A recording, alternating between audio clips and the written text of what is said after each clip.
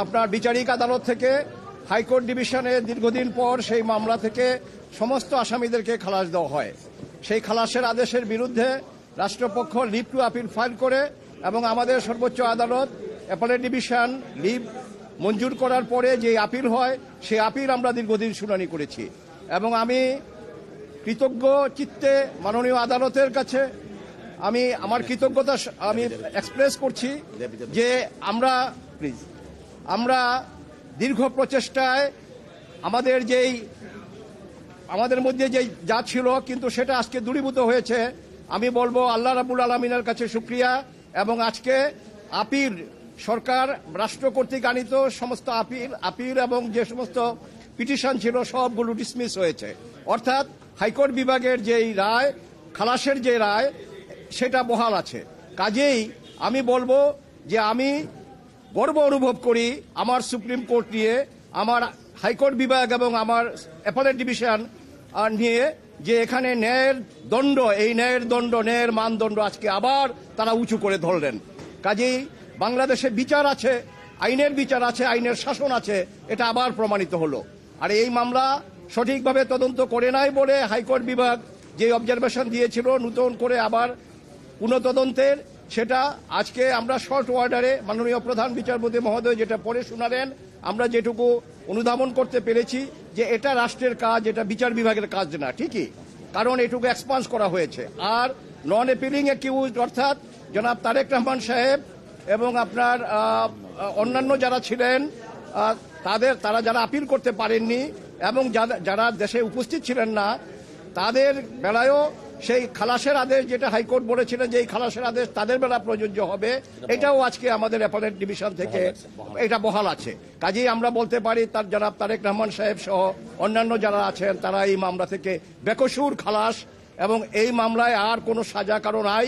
আমরা আবারও আল্লাহ রাব্বুল আলামিনের কাছে কৃতজ্ঞতা প্রকাশ করছি, শুকরগুজার করছি এবং আদালতের প্রতি আমরা কৃতজ্ঞ চিত্তে আদালতের এই রায়কে আমরা স্মরণ করছি। এবং আমি বাংলাদেশের একজন আইনজীবী হিসাবে আমার সুপ্রিম কোর্ট নিয়ে আমি গর্ব অনুভব করি যে আবার প্রমাণিত হলো যে আইনের শাসন আছে আর বিনা বিচারে অন্যায়ভাবে কাউকে ফাঁসি দেওয়া যাবে না, এটা আবার প্রতিষ্ঠিত হলো এবং এই ধারাবাহিকতা যেন বজায় রাখা। আর 164 ধারার জবানবন্দি মরহুম মুফতি হান্নান সাহেবের জবানবন্দির উপরে এই টোটাল মামলাটা ছিল। কিন্তু আজকে মাননীয় প্রধান বিচারপতি যখন রায় পড়ে শোনালেন সেখানে উনি বলেছেন যে যা একজন ফাঁসির আসামি অন্য মামলায় সিলেটের আনোয়ার চৌধুরী সাহেবের উপরে যে গ্রেনেড অ্যাটাক হয়েছিল সেই মামলায় তখন তার ফাঁসি ছিল, সেখান থেকে এনে তাকে এই যে 164 করা হয়েছে দ্বিতীয়বার এবং এই সেকেন্ড কনফেশন, এটা আইনত গ্রহণযোগ্য না। এবং এখানে সবচেয়ে বড় কথা যেটা স্বতঃস্ফূর্তভাবে করা বা ভলান্টারিনেস, যেটা এই মামলায় উনি বলেছেন শুধু মুফতি হান্নান না, অন্যান্য যে সমস্ত স্বীকারোক্তিগুলো ছিল এগুলো একটাও ভিতরেও ওনারা ভলান্টারিনেস খুঁজে পান নাই, অর্থাৎ এগুলো স্বেচ্ছায় তারা করেননি। কাজে স্বেচ্ছায় যদি না করে তাহলে সেই স্বীকারোক্তির কোনো মূল্য নাই।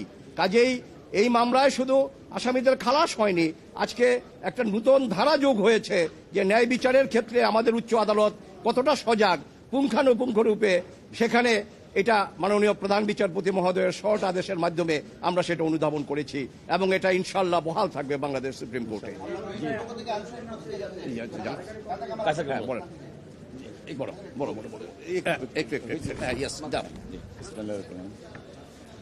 আমরা মহান আল্লাহ রাব্বুল আলামিনের কাছে শুকরিয়া আদায় করছি, সেই সাথে মহামান্য সুপ্রিম কোর্টের পূর্ণাঙ্গ বেঞ্চ আজকে যা রায় দিয়েছেন সেই রায়ে প্রমাণিত হয়েছে জনাব তারেক রহমান সাহেব বিএনপির ভারপ্রাপ্ত চেয়ারম্যান, তিনি ন্যায় বিচার পেয়েছেন। আপনারা জানেন এই মামলাটা অত্যন্ত একটা হিনিয়াস ক্রাইম ছিল, কিন্তু শেখ হাসিনা ওয়াজেদ তার রাজনৈতিক উদ্দেশ্যে ব্যক্তিগত জিঘাংসা থেকে জনাব তারেক রহমান সাহেবকে অন্যায়ভাবে এই মামলায় অন্তর্ভুক্ত করেছিলেন। আজকে সর্বোচ্চ আদালতের মাধ্যমে প্রমাণিত হয়েছে জনাব তারেক রহমান সাহেব নির্দোষ এবং তিনি খালাস পেয়েছেন। পাশাপাশি এইটাও এস্টাবলিশড হয়েছে শেখ হাসিনা ওয়াজেদ প্রকৃত অর্থে আইবি রহমান সহ যারা আনফরচুনেটলি মৃত্যুবরণ করেছেন তাদের বিচার শেখ হাসিনা চায়নি। যদি শেখ হাসিনা প্রকৃত অপরাধীদের বিচার চাইতেন, আইবি রহমানের বিচার চাইতেন, তাহলে হয়তো রাজনৈতিক জিঘাংসার বশবর্তী হয়ে জনাব তারেক রহমান সাহেবকে এই মামলায় অন্তর্ভুক্ত করতেন না। আমরা মহান আল্লাহর দরবারে আবারও শুকরিয়া আদায় করছি, জনাব তারেক রহমান সাহেব ন্যায় বিচার পেয়েছেন। আমরা বিএনপির পক্ষ থেকে আল্লাহর দরবারে শুকরিয়া আদায় করছি। সকলকে ধন্যবাদ।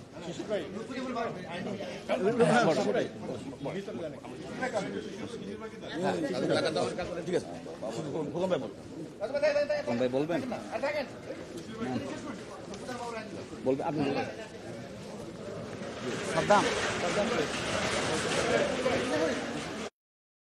সরকার ন্যায় বিচার চাইলেন না, তারা এই মামলাটাকে অজুহাত করে রাজনীতিকরণ করলো এবং তারেক রহমান সাহেবকে রাজনৈতিকভাবে এটাকে ইমপ্লিকেট করা হয়েছে সেকেন্ড চার্জশিটে, যেটা আনপ্রেসিডেন্টাল। একই আসামে একবার বললে এক কথা, আবার পরে উল্টা কথা হিসেবে বললেন মত সৃষ্টি করে, এটা তো আনপ্রেসিডেন্টাল। এরা আজকে আবার প্রমাণিত হলো তারেক রহমানকে রাজনৈতিকভাবেই তাকে এই মামলা জড়ানো হয়েছিল এবং মহামান্য সুপ্রিম কোর্ট তাকে খালাস দিয়েছেন এবং অন্যরা খালাস দিয়েছেন। এবং আমরা কষ্ট আপনাদের জন্য লাগে, আমাদের খারাপ লাগে যে ওনারা যারা সে মনবন্দি ঘটনা 21 আগস্ট ঘটনার বিচারটা হলো না এবং সেটা সরকারের জন্য, আওয়ামী লীগ সরকারের জন্য হলো না, তারা এটাকে রাজনীতিকরণ করেছে। রাজনীতিকরণ না করতো প্রকৃত বিচার হতো। আপনি সকল না, আর কোনো মামলা তো আমি জানি না। জনাব তারেক রহমানের বিরুদ্ধে, বিএনপি পার্বতী চেয়ারপারসন তারেকের বিরুদ্ধে আর কোনো মামলা সুপার আইনও কোন মামলা নাই।